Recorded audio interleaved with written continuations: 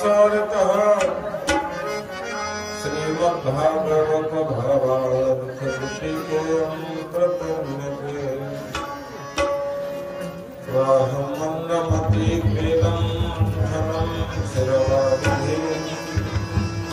किं तत्र परमानन्दे यत्र मज्जति मन्दरः मुखं करोति वाचालं पङ्गुं लङ्घयते गिरिं यत्कृपातमहं वन्दे परमानन्दमाधवम् नारायणं नमस्कृत्यं नरं चैव नरोत्तमं देवीं सरस्वती व्यासं ततो मुदीरये वसुदेवसुतं देवं कंसचाणूरमर्दनम् देवकी परमानन्दं कृष्णं वन्दे जगद्गुरुम् गुरुर्ब्रह्मा गुरुर्विष्णु गुरुर्देवो महेश्वरः गुरुः साक्षात् परब्रह्म तस्मै श्रीगुरवे नमः। श्रीमद्भागवतामृतसुरतरोस्तारं स्कन्धैरद्वादशतिस्तदा प्रविलसद्भक्तालवादोदयः द्वात्रिशमत्रिशतं च सविलेसशाखासहस्राण्डलम् परनान्यष्टदशेष्टगुरुतिसुलभो वरवरति सरभूपति मया शृण्वन्तः श्रोतारः साधनानिस्तु श्रोता वक्ता समर्थो श्री गुरवे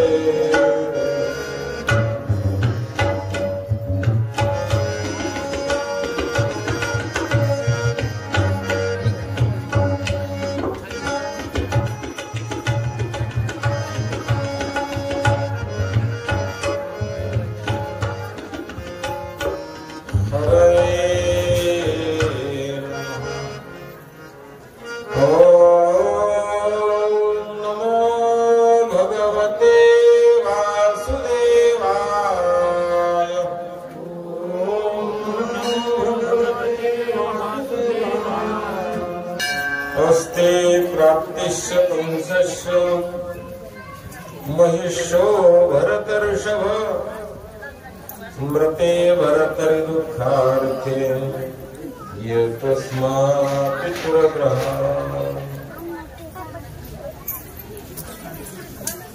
गेली 6 दिवस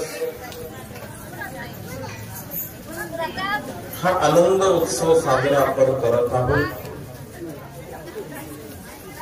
श्री संत ज्ञानेश्वर महाराज, श्री संत सखाराम महाराज त्यांचा हा दिव्य स्वरूपाचा समाधी उत्सव आणि त्या असणाऱ्या उत्सवामध्ये ही भागवत सेवा।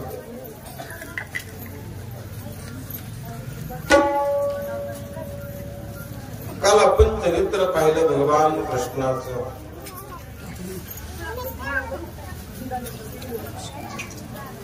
कृष्ण शरीरानं गोकुळाचा त्याग करतात,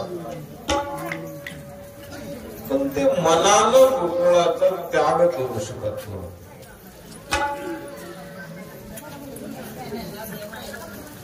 प्रेम ही अशी गोष्ट आहे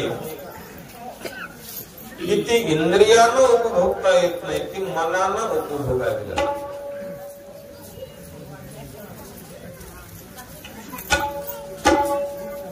तुम्ही प्रेमाचं वर्णन करत असताना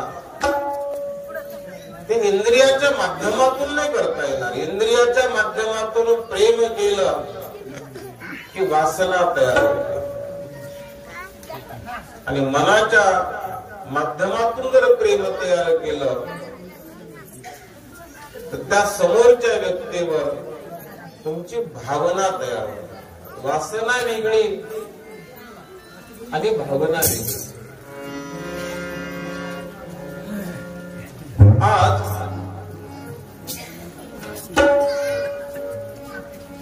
कन्हैया मथुरेमध्ये येतात आणि मथुरेमध्ये एकांतात बसतात. शास्त्र सांगतं सुख जगाला सांगा आणि दुःख, सुख जनाला सांगा आणि दुःख मनाला सांगा. दुःख मनाला सांगा, जनाला सांगू नका.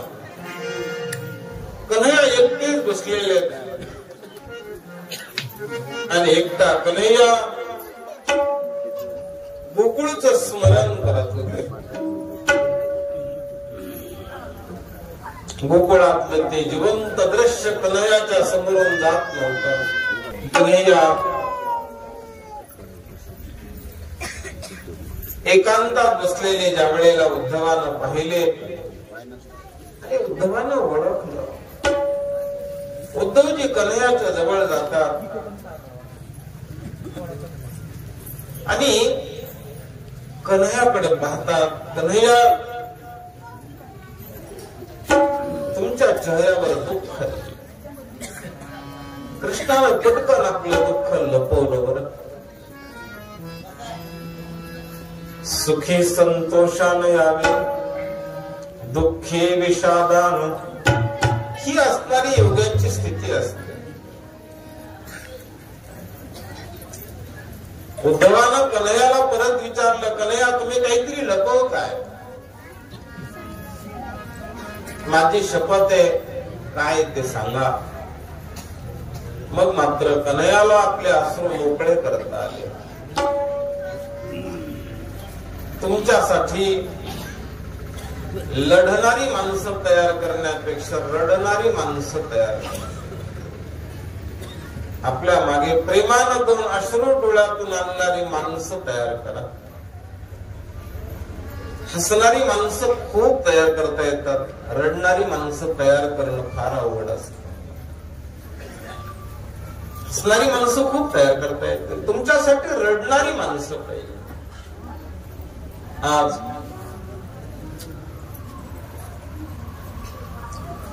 उद्धवानं विचारलं त्यावेळेला कन्हैया सांगतात, उद्धवा, अरे मला आजही त्या गोकुळची आठवण येते रे.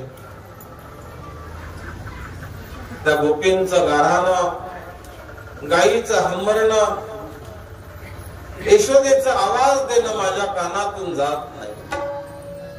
गोकुळ हा माझ्या मनाचा विषय बनला. त्यावेळेला उद्धव कन्हैयाला सांगू लागले, कन्हैया, तुम्ही म्हणता ती गोष्ट अगदी खरी आहे, परंतु आता गोकुळ सोडलेलं तुम्ही बराच काल झाला. कालानं मनुष्य दुःख विसरत असतो. आता ते दुःख राहणार नाही. कालानं ते विसरून जाईल. कृष्ण म्हणाले, नाही उद्धवा, माझा विश्वास आहे गोपी आणि गोपाल कधी विसरणं शक्य नाही. उद्धवाने विचारलं, नारायण मी जाऊन कहून येऊ? हो, येऊ शकतो. उद्धवानं रथ घेतला आणि उद्धवजी आज रथ घेऊन गोकुळकडे येतात.